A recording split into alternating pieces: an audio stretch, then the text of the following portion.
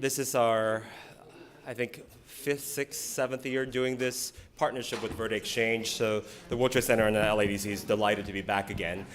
Continuing with our conversation last year, actually, for some of you who were here last year, we have a very similar panel discussion, but on the trade agreement. So let me step back all the way and give you the full context of why this is so important. Now, the World Trade Center Los Angeles is a nonprofit here focused on international trade. We try to bring international companies into the Los Angeles region to make sure they're successful in order to create good jobs here locally. And a lot of those discussions in terms of attracting new companies coming into Los Angeles is really dependent on policies set by our government. And right now, in this very, very moment, we're going through a very interesting time.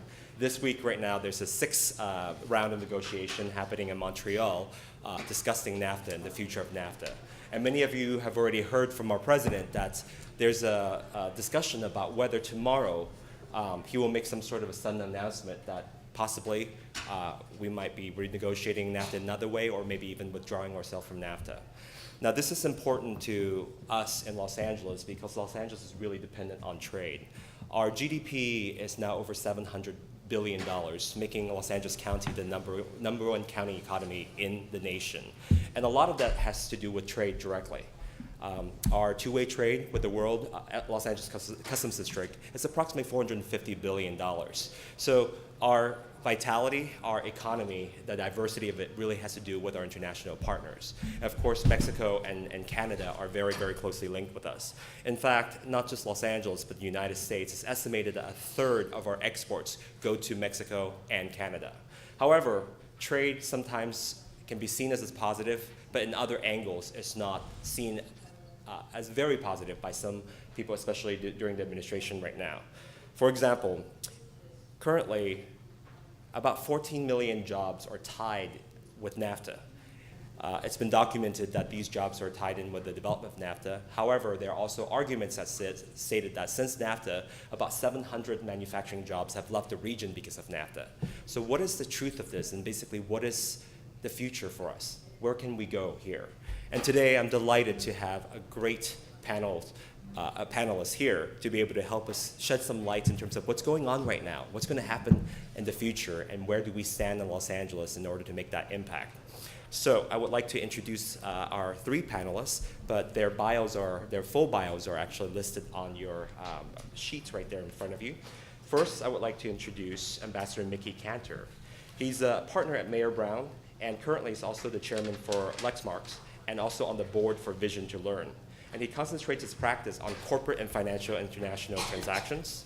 Prior to joining Mayer Brown, Mickey was the United States Secretary of Commerce from 1996 to 1997, and also the United States Trade Representative from 1993 to 1996.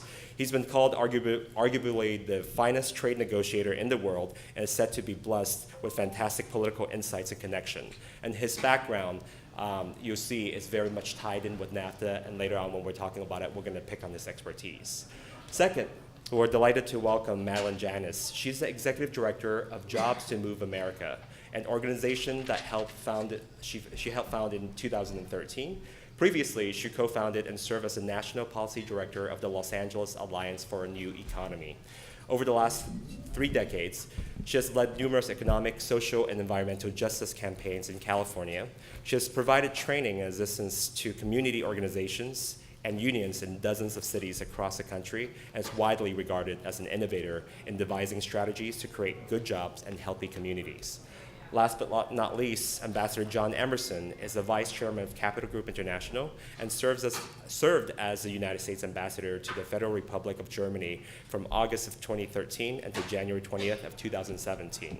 As ambassador, he was responsible for the mission to Germany, which included the operation activities of the embassy, 5 consulates, and nearly 2,000 employees, as well as for coordinating with the U.S. military command in Germany. He served at a particularly challenging time, and in 2015, Ambassador Emerson was awarded the State Department's prestigious Sue Cobb Award for exemplary diplomatic service, which is given annually to one non-career ambassador. So you can see with this panel, we have a great, diverse viewpoints, and today we're going to find out more about what exactly is happening to NAFTA and also how it ties in with what's happening in the world. I want to bring back a point from last year. Last year, we had a similar panel again, and we talked a little bit about the free trade agreement that's here, affecting the dynamics of global trade. And we really focused on the Trans-Pacific Partnership and TTIP, which is our trade agreement with the EU. However, on January 20th, President Trump took office and immediately announced that we're going to be stepping back from the Trans-Pacific Partnership, our free trade agreement with 11 other countries. At this point, these 11 other countries actually stepped forward and continued the negotiation for TPP 11, which serves as a bit of an indicator in terms of where things will go. I think right now, because of the urgency of where NAFTA stands, whatever happens in the next few months will really shape international trade policy for not only our nation, but for the world. And with that, I would like to introduce each one of the speakers to talk a little bit about their perspective in terms of what's happening right now relating to NAFTA, and we'll have a discussion.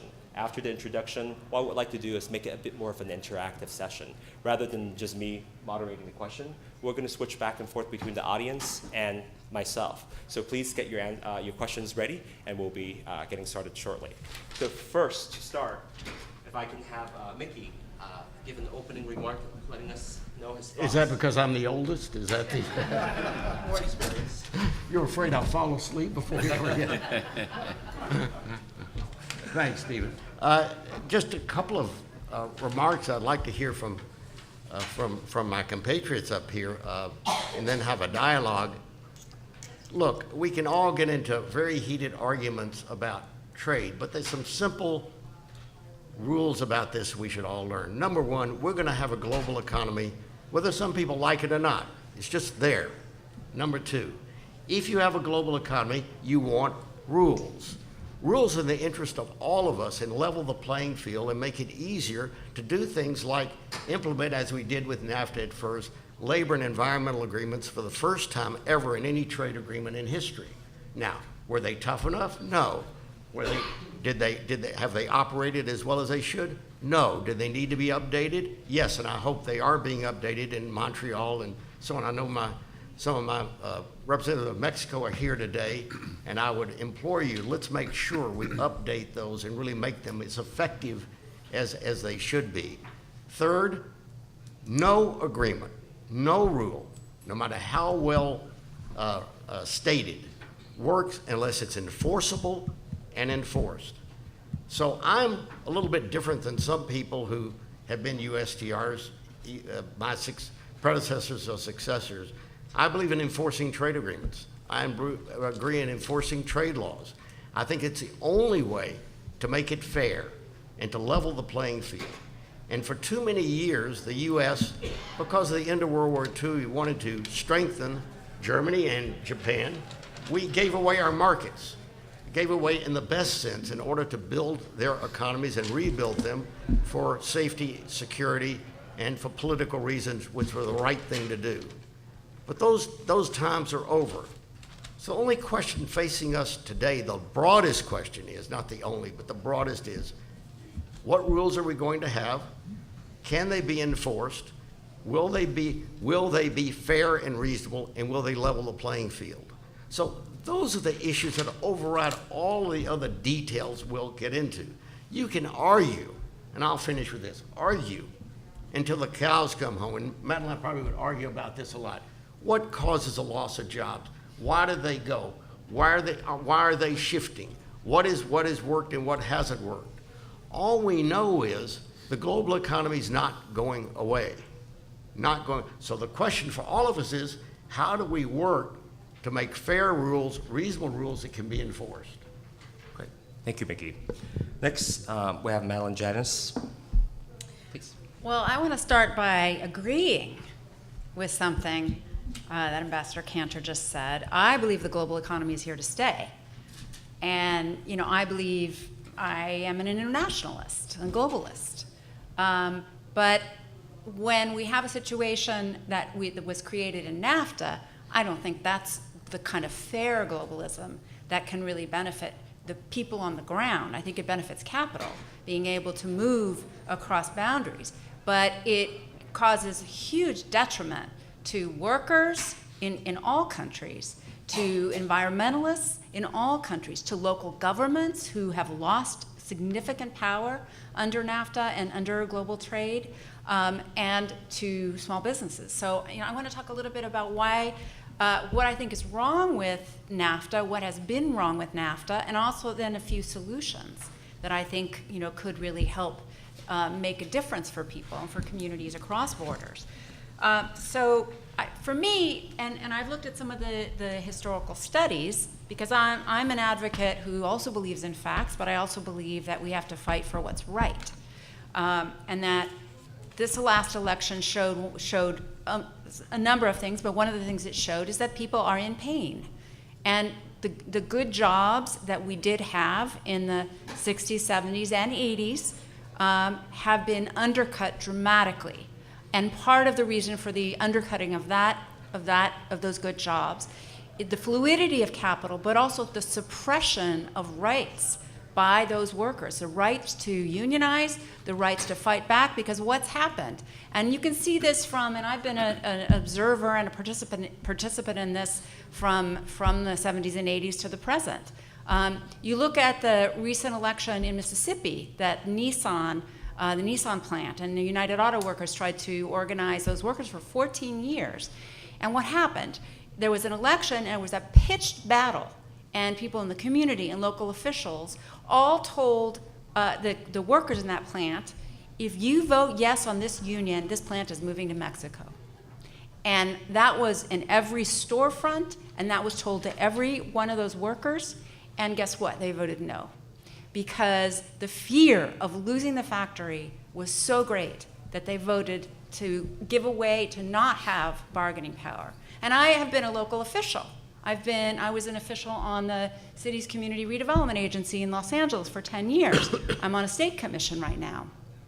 And every time I bring up labor standards or environmental standards or housing standards, let's create good jobs. Let's deal with gender inequity. Let's deal with racism and racial inequity. Let's create good jobs. What am I told? Companies say, then we're going to move to Mexico, or we're going to move to the South. And I think that environment, I understand that it started before NAFTA, but it heated up incredibly during NAFTA and since that time.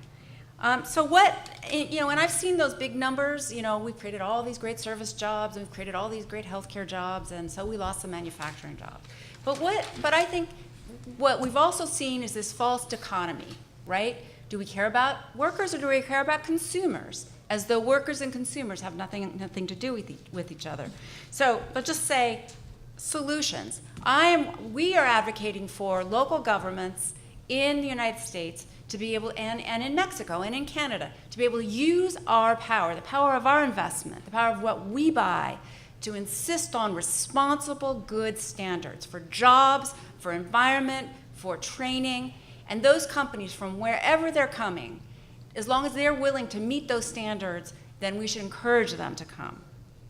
And then I think we need to look, when we talk about standards that need to be enforced, we need to not just have these vague standards that the governments enforce, but we also need to have public transparency and public accountability and make sure that we can enforce at the granular level as well as the top level.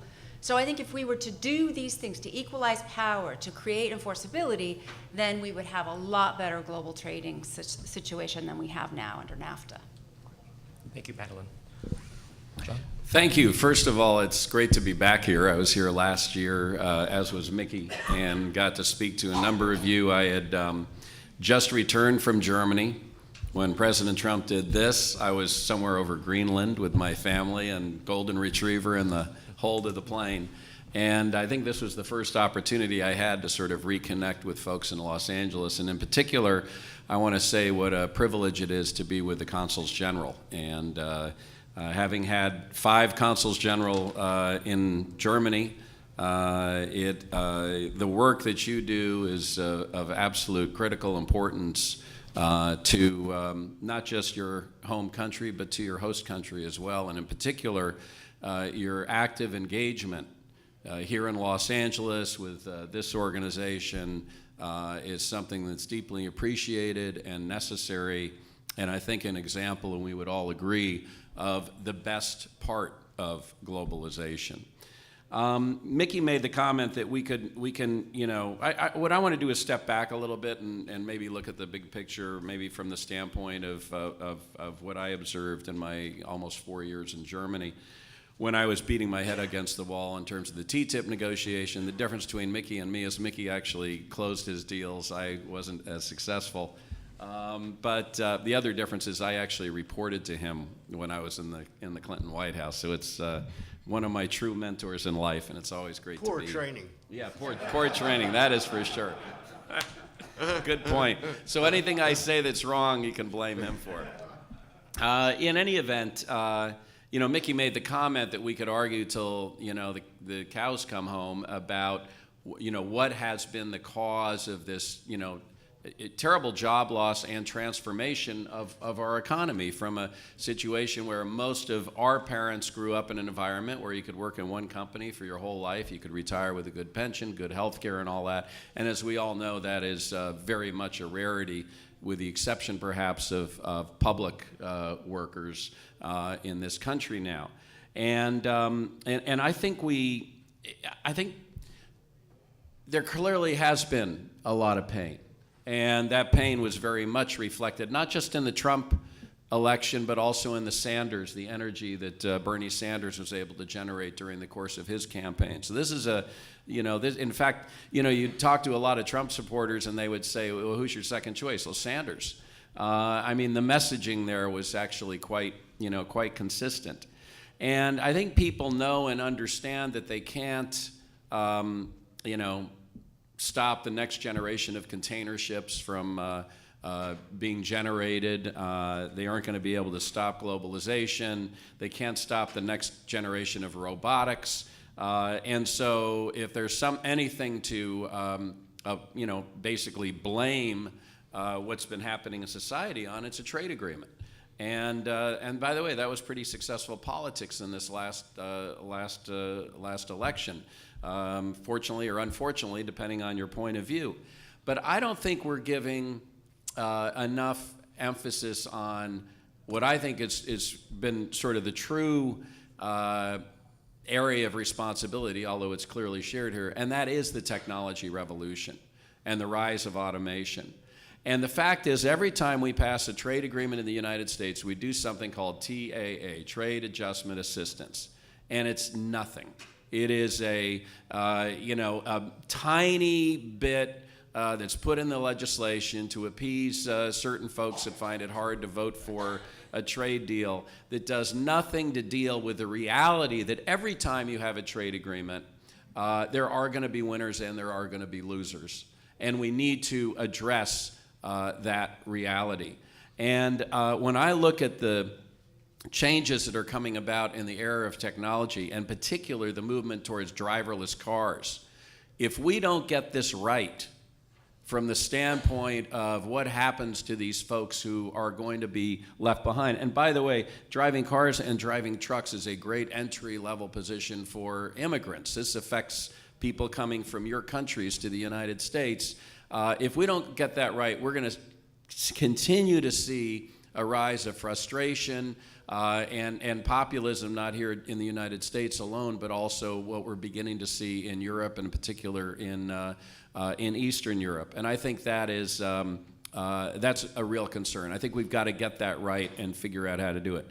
Second thing is, trade agreements actually are a great way to manage the impact of globalization in terms of ensuring that we have high environmental standards, high labor standards, so that there is sort of equality on both sides. If you're talking about transatlantic of the Atlantic, transpacific of the Pacific, or on the Rio Grande if you're talking with Mexico or up into Canada. And but what was frustrating to me in dealing with the TTIP negotiations is you look at Europe, and in particular you look at the country where I was posted, you look at Germany. You don't get much better in terms of labor standards than in Germany. Every corporation is required to have a representative of labor on their board as a starting point. You have great pension, you got great universal health care, et cetera, et cetera. And there are a few countries in the world that have higher environmental standards than in Germany.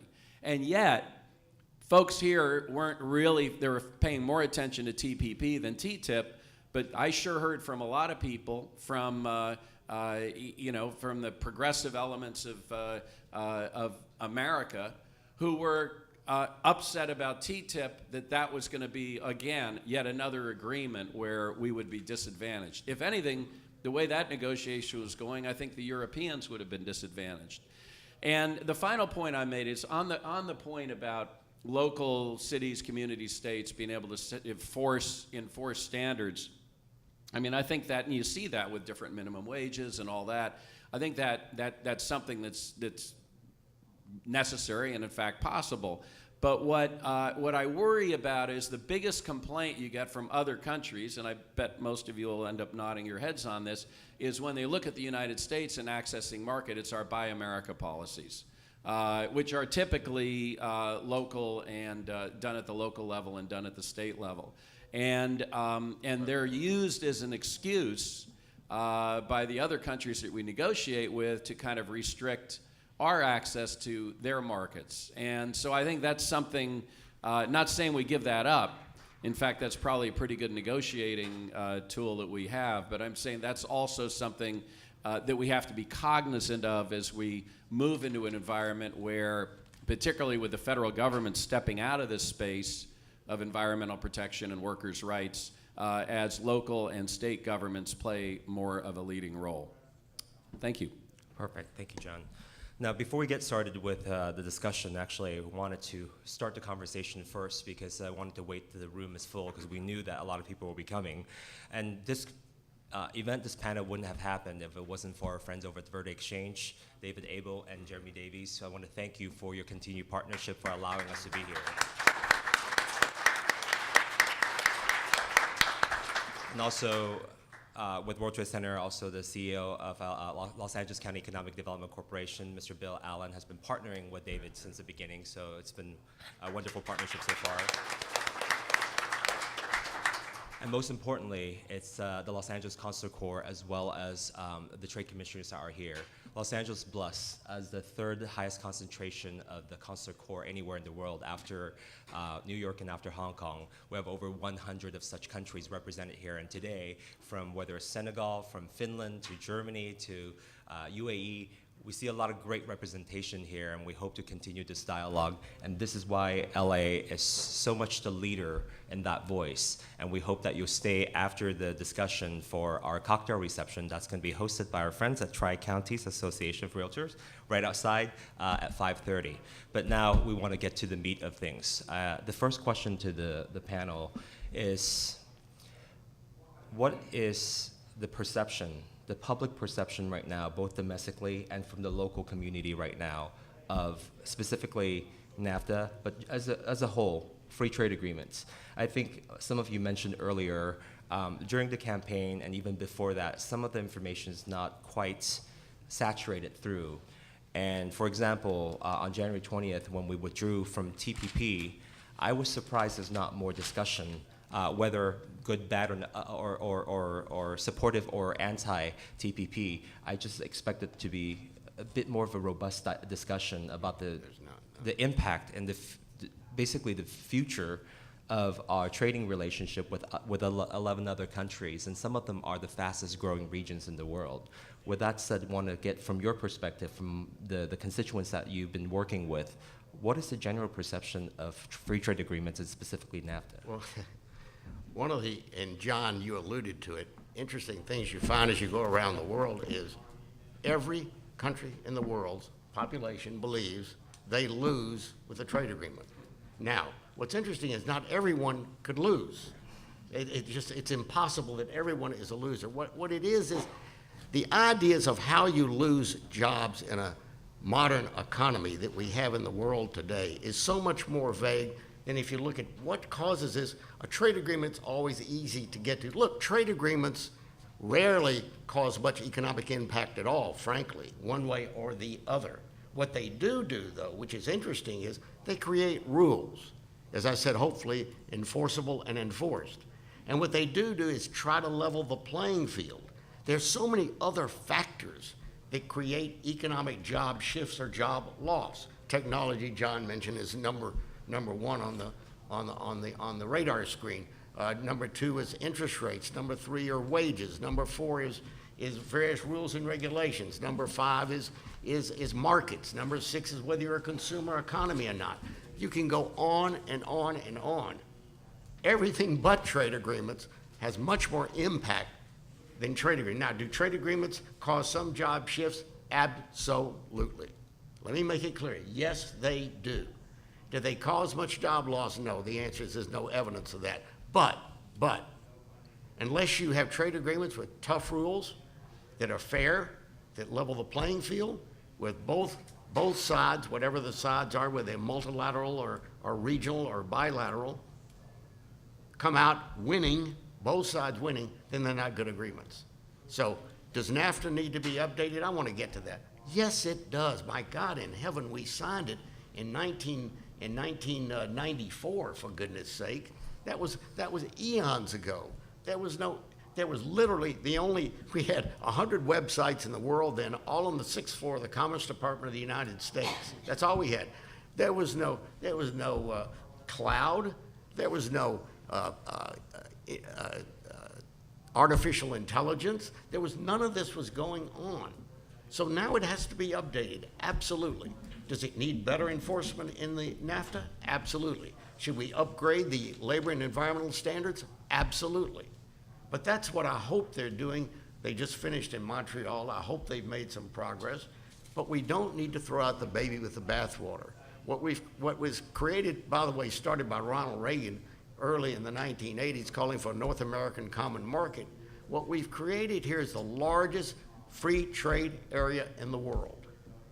All 3 countries are doing very well. We export as much to Mexico as all the European Union countries combined.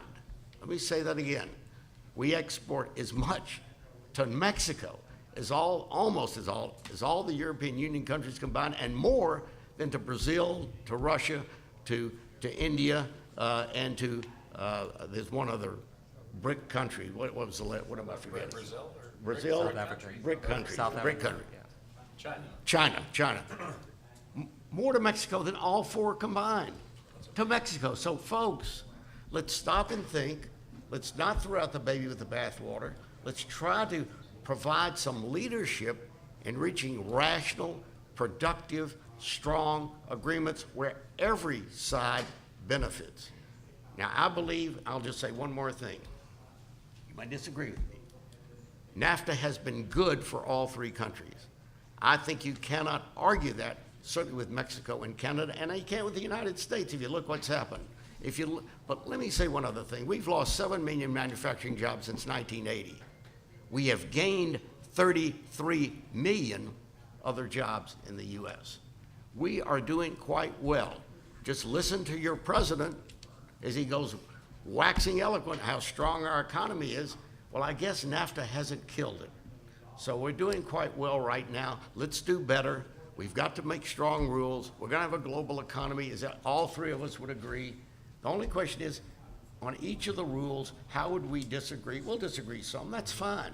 That's what negotiation's all about, is to come to some common position to try to get something done. Hey, let me just make one quick point, just that adds to this conversation, because I know you're going to want to respond to this. It's what struck me, and to Mickey's point about what helps jobs go up and down, is energy costs. So during the time I was in Germany, BMW, for instance, doubled the size of its plant in Charleston, South Carolina. Now, I know that's non-labor, and that's going to be an issue worth discussing. But doubled the size of that plant, not because of the low wages, but because the chairman and CEO of BMW told me he can produce a car in the United States for 1/7 of the energy cost that it costs him in Bavaria. This is Bavarian Motor Works that is now the largest auto exporter by dollar volume from the United States to the rest of the world. Airbus, Thomas Enders, who's I guess is soon going to be stepping down as chairman and CEO, he showed me the plans for these 2 huge plants that they're building in Mobile, Alabama. This is Boeing's big competitor, and they're going to be manufacturing their flagship A320 plane in the United States of America, again, because of energy costs. So I'm wondering, is the manufacturing, it felt to me that manufacturing jobs, I haven't seen the stats on this, must be coming back a little bit because of the energy revolution that we've had here as well. Anyway, sorry. Well, I would say that I think that we can bring back manufacturing. And, you know, I've had a lot of good conversations recently with Bill Allen. We've, LA and a number of cities around the country have used incentives in the purchase of major equipment, and that has brought back good public procurement policy. We now have unionized factories. We have 2 unionized factories up in Antelope Valley that are manufacturing buses and rail cars. And we have, you know, that is in other places. But the South is another story. I think the one thing I would say about what the story is about NAFTA, and the statement, we are doing really well in all 3 countries, who is the we? Because clearly capital is doing very well. Profits are really up. There are more billionaires and millionaires now than ever in the history of this country, probably in the world, relatively. So there are, on the other hand, there are about 10 million people that live in Los Angeles County. About 4 million of them live in households that make little enough to qualify for food stamps. There's incredible and spiraling poverty in the United States. In fact, I think the UN Commission recently did a walkthrough in our Skid Row and said that we're one of the greatest poverty places, you know, locations of the greatest extreme poverty in the world. So the levels of inequality are spiraling.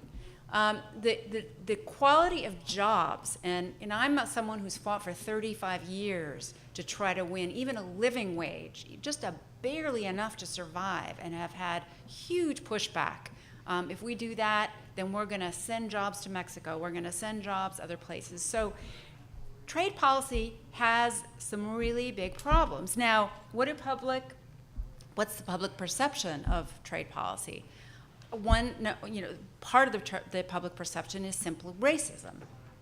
It's the other who are taking away our jobs, and that's not true.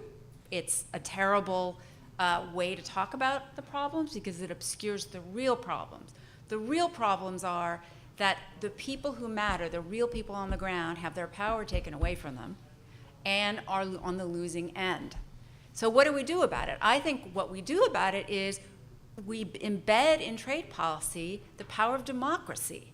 So the power of local government, when we buy things with our tax money in Mexico, in Canada, in the US, in China, in Europe, as the European Union has some really innovative procurement policies, we embed that into our trade deals so that we can be innovators when we're spending our own money.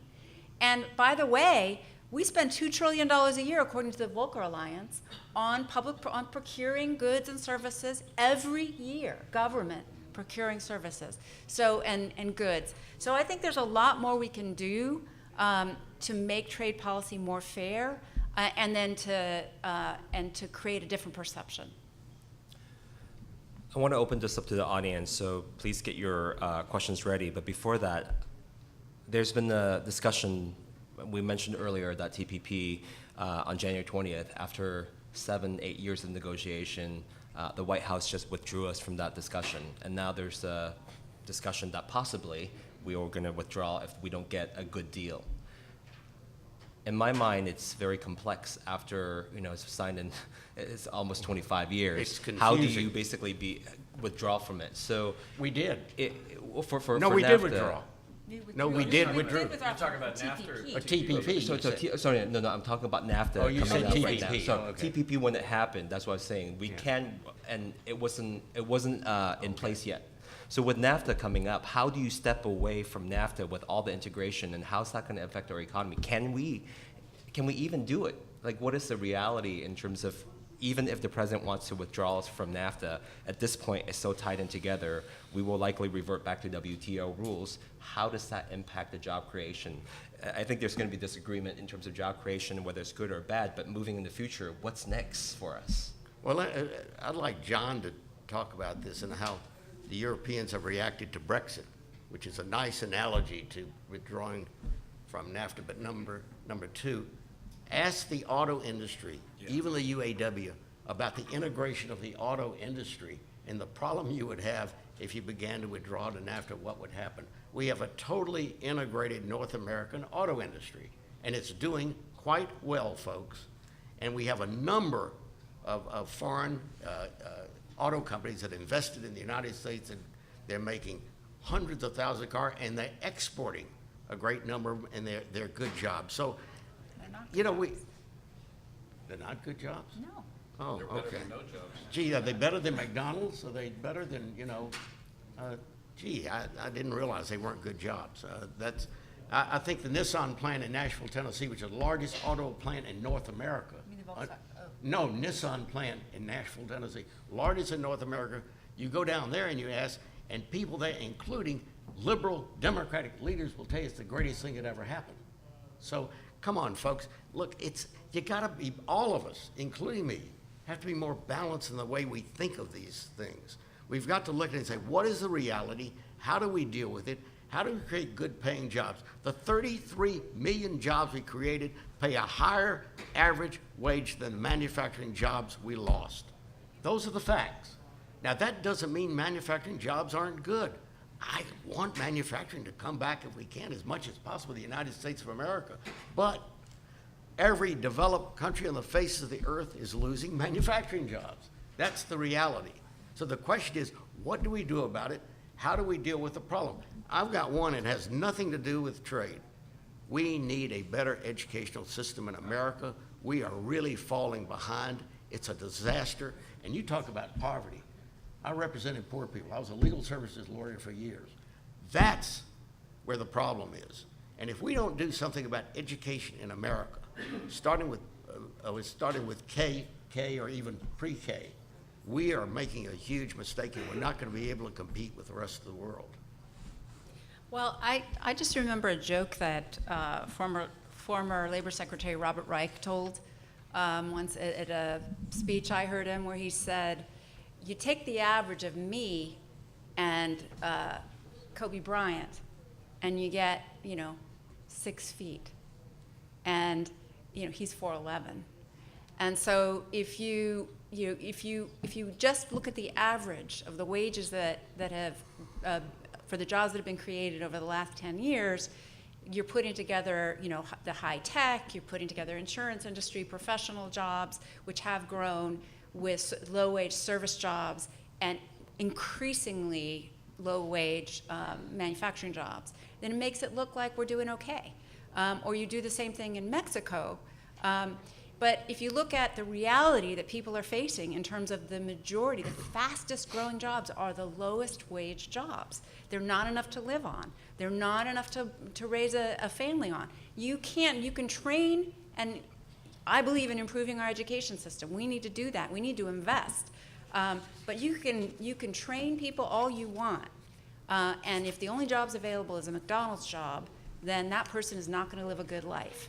So we need a comprehensive program which includes better trade policy that really looks at the nuance of what we're trying to build. And then you need to, as well as all the other things we need to do to enhance the role of local government and the power of labor law and environmental protections. I think just a couple of points on this. I really believe that a well-negotiated trade agreement that works hard to even standards and impose high standards is still getting a bum rap in the public perception. Because the public perception is, again, these things are the reason that we're losing all those jobs. Let me tell you something. If you got rid of NAFTA today, and it made no sense for, say, the auto dealers or for auto parts companies to be based in Mexico, they'd go base them in Mobile, Alabama, and for those lower jobs. They're going to move there. That doesn't solve that problem. So I think I want to just make sure we're not talking at cross purposes. There are fundamental societal issues that have to be addressed that really aren't solvable by or the fault of trade agreements. I would say one thing in terms of training that I am a firm believer in, and I know the Obama administration and Penny Pritzker and Secretary Paris put a lot of emphasis on this, and I think that the Trump administration is somewhat enthralled with, and that is the apprenticeship vocational program that they have in Germany, where effectively, and Herr Neumann, tell me if I got this wrong, but effectively when you're about 16 years of age in school, you make a decision whether you're going to go on the arbiter track, which is sort of what we would consider, going to college and university, or the vocational track. There is nothing pejorative in society about choosing the one versus the other. And the way the vocational track works, and I visited a number of these training centers in some of places like Siemens, in American companies like Dow Chemical that are over there, certainly the auto companies, it's a 5, 6, 7 year deal. You end up with, in effect, a high school diploma, but you also end up with the specialized skills for that industry or that company, and you end up with a job. And I asked, look, one of the, you talk to any corporate CEO or anybody who's running any business, and you say, what is your biggest challenge? The biggest challenge that anybody has is finding and retaining and training great employees. Okay, it's a huge cost when you got to go out, find new people, pay them a signing bonus, train them, exit. Believe me, trying to somebody leaving a company in California in particular, that costs you a small fortune. So I'd ask these guys, what's your retention rate after 10, 15 years of people who come through this program after they've graduated? It's in the high 90s in terms of a percent. And then you talk to the folks who, something that both my wife and I were struck by. We visited a company called Trumpf, which is not T-R-U-M-P-F. They always want me to pronounce the F. Which is one of the famous, one of the German Mittelstand companies, run by a woman CEO, I might add, who's became a very close friend. Very American. All the kids in this family were, came over and studied in the United States and came back or whatever. It has about 10,000 employees, 1,500 of which are maybe closer to 2,000 now in the United States. And I remember they're a machine tool factory. They use lasers and other kind of things to kind of build the kinds of machines that other companies then buy for the manufacturing process.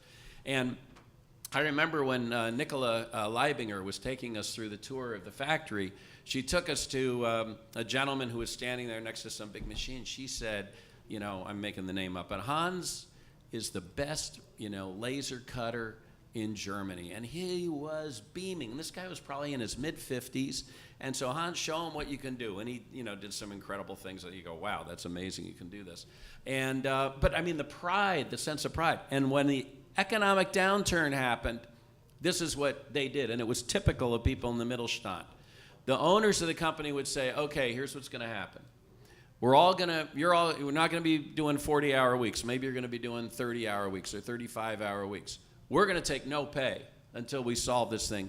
Nobody gets laid off, and we're going to get back to full employment and full work as soon as possible.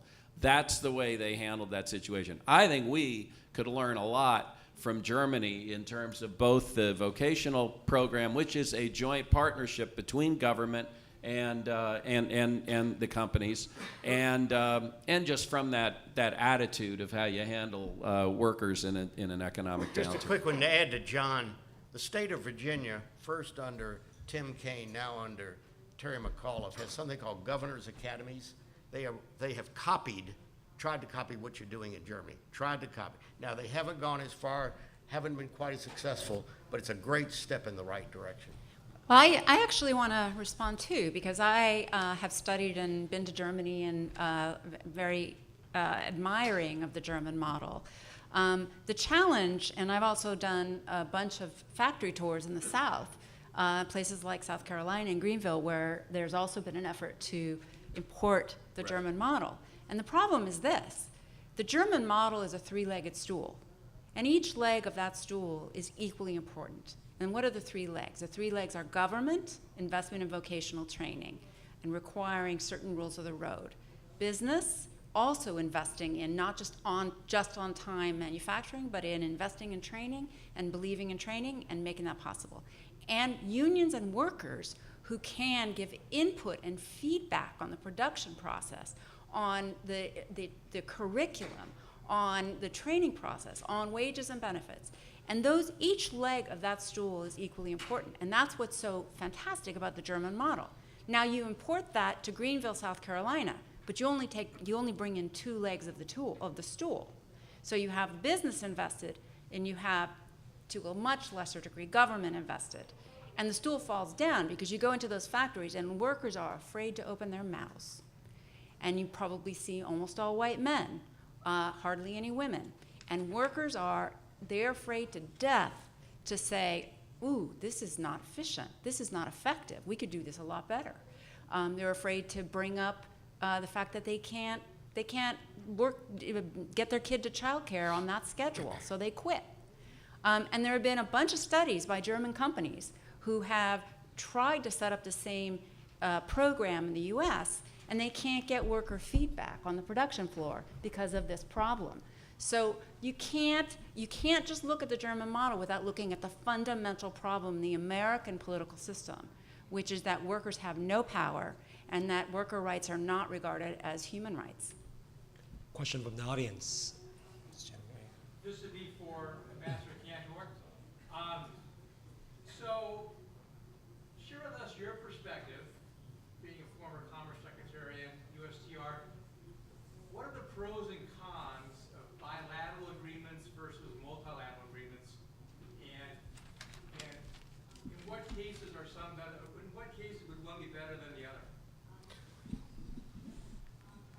Multilateral agreements and regional agreements are much better for two fairly simple reasons. Number one, if you have a regional or multilateral agreement, then you have a number of countries operating on the same playing field in the same industries across the same lines, and therefore it's much fairer, much more reasonable. Number two, it's just as difficult, I can tell you, to negotiate a bilateral agreement as the GATT, a multilateral agreement. Just as difficult. The questions are just as sensitive. The questions are just as complicated. The politics are just as difficult in each country. So you take as much time to do that as you could when you could literally try to implement, as we did with NAFTA, not as well as we should have. I just want to make clear before you, on labor and environment, Bill Clinton did something no one had ever done before. At least we did it across 3 countries, and then it proliferated, by the way, all across the globe. Not as well as it should, not as strong as it should, but at least it did. So my answer to that is mostly bureaucratic and procedural. It's just easier to do the bilateral and to do the regional and multilateral agreements as a bilateral agreement. The third thing is this: we need common standards. We need it in order to protect workers, to protect the environment, to make sure that we protect intellectual property, that we make sure that there's a level playing field. There's no other way to do it. So my answer on that is bilaterals are fine under certain circumstances where there's no other way to operate, but I wouldn't put them last on the agenda. Other questions in the back? I just point out for anybody who's close to the president, it'd be good to explain to him that a North American EU agreement is in fact a bilateral agreement. Mr. Levine. Thank you very much. Let's give Ryan a hand. He's the sound man, so Richard Ryan right there. We're all here. You talked about how long ago it was. It was last century, but so you go back to 1918, and where Ryan sits, it's 2018. Project the next 100 years, all 3 of you, right now, if you could. 1-minute answers. Tom LaBonge, President of the United States. Right.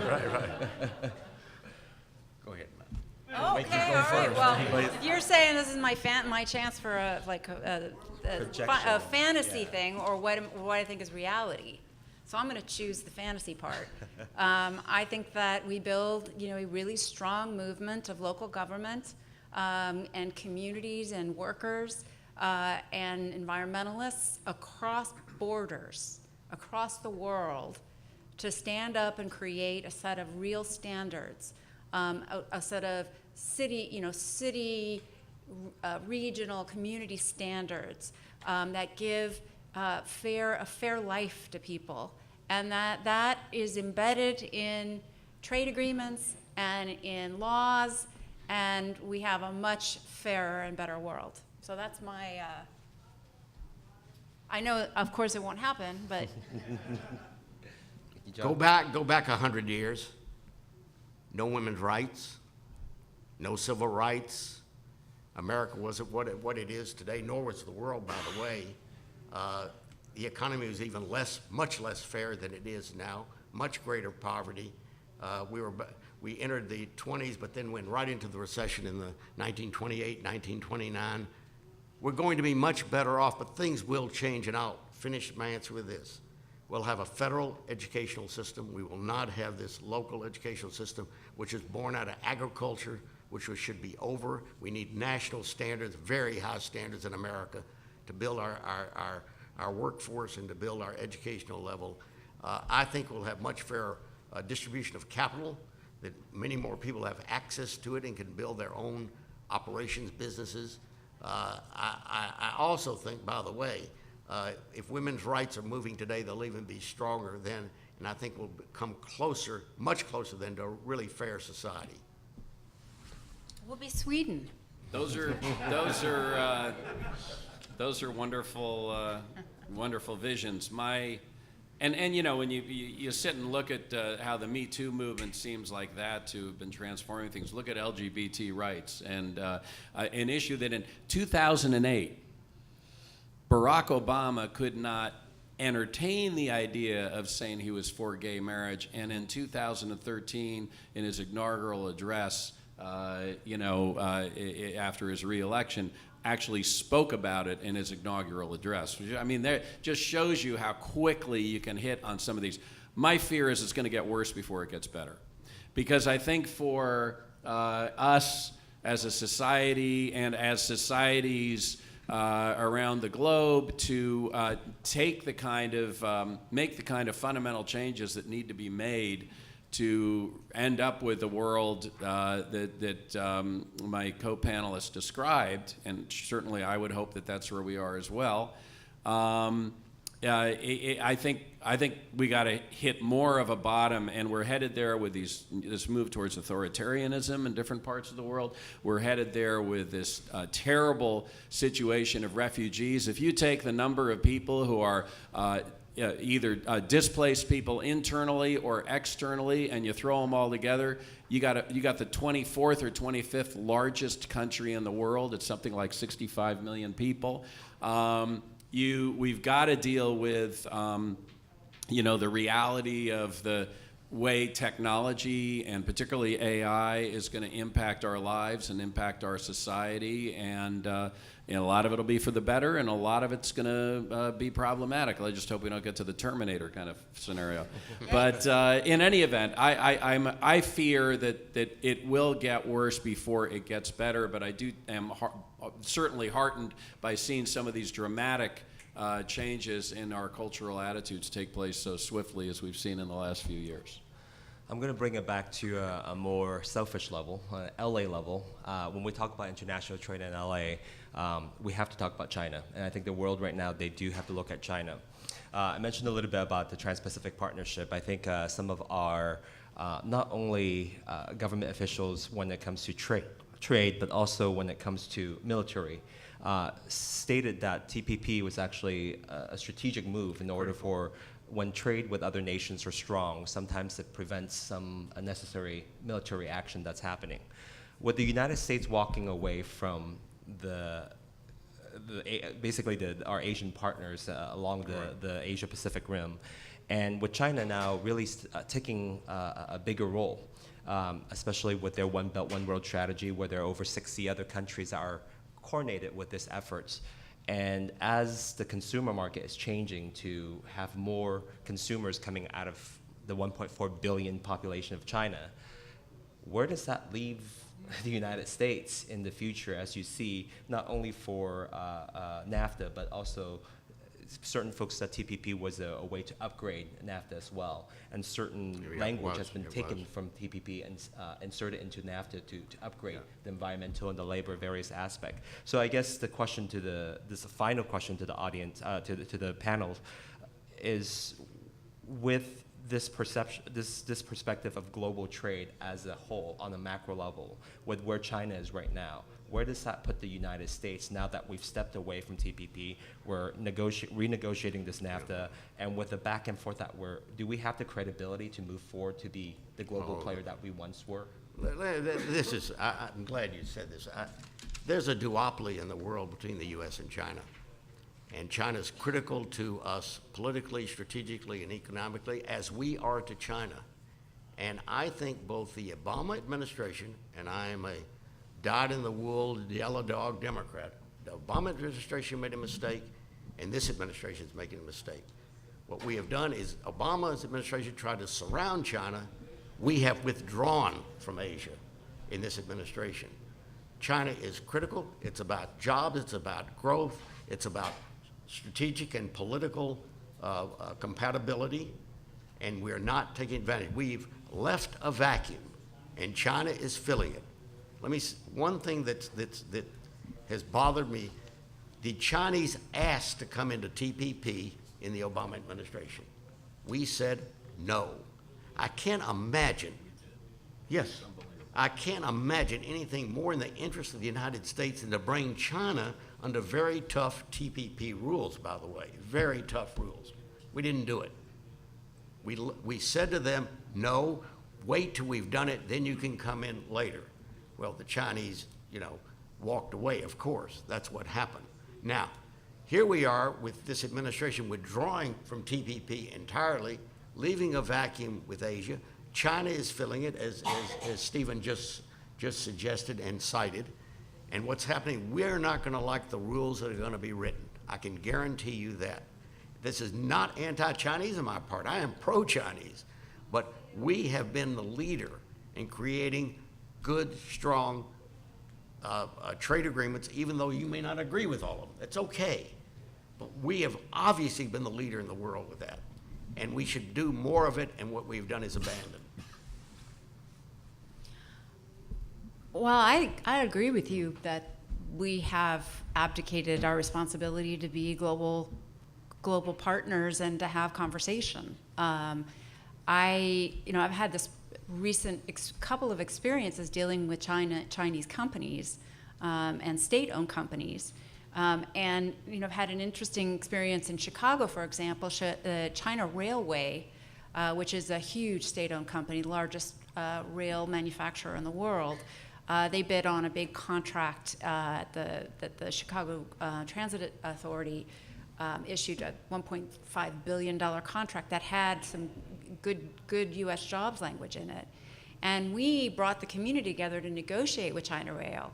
And they were the best negotiating partner we have ever had. They agreed to build a factory on the south side of Chicago. They agreed to hire folks from the local community. They agreed to a training program, an apprenticeship program, good wages and benefits. And we're now in conversations with them about this same type of agreement in other parts of the country. So there's a lot of misinformation about the Chinese. I don't think that's always the case, but I do think that conversation and that communication is important. And I think we can act where this administration isn't, at the local level, at the state level, and welcome investment in as long as it's, along responsible terms. To Tom Labange's comment about 100 years down the road, who thinks that way? The Chinese. I mean, look at the investments that they're making in Africa, in the stands in Eastern Europe, as part of the One Belt, One Road. The big swaths of southeastern China are a Superfund site because of the lack of environmental rules during the beginning of the industrialization of China. They got to grow their food somewhere else, and by the way, they're buying up the places to do that, the property to do that. And I'll tell you what, the other thing about the 100 years, if we don't start thinking a little more long term about what we're doing and kind of the way that was suggested here in both of these comments, we're going to be looking at China's rear end 100 years from now. So I just throw that out. Well, we're running out of time, so I want to close with this. It's been an interesting year last year. The World Trade Center Los Angeles, part of our job is to promote Los Angeles internationally. So traveling around the world, especially I think the last 2 months of the year, I traveled about 50,000 miles around the world. And over we're hearing this vacuum that's created through the national level. But it's created also a great opportunity for the local level. Los Angeles has been seen as a beacon of hope, an example of what collaboration should be. And in this very room, I see that. With representation from around the world in one location, we have the richest of the world right here. I think we can do a lot with the treasures and the assets we have here, and I hope that we'll work together over the next 100 years to build a better world with the leadership that we have right here. So I encourage you all to stay and have a longer discussion with us at the cocktail reception that's outside. But before we do that, let's thank our panelists for their insightful and thoughtful comments.